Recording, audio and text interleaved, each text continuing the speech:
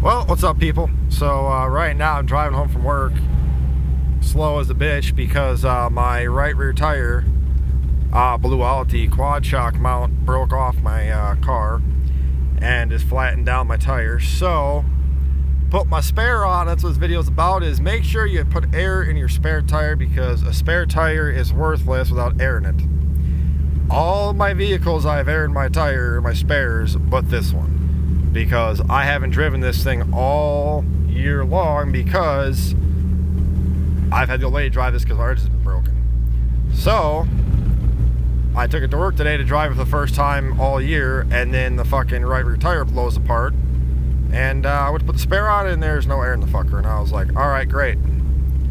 So we're trying to duck and weave all this shit on the shoulder here.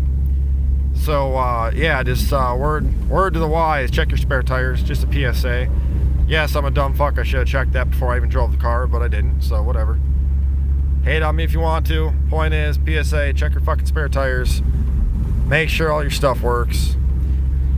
And you always know when a woman drives a car because there's no gas in the goddamn thing, so check your gas gauge before you leave too. So yeah, that's how my day is going, peoples.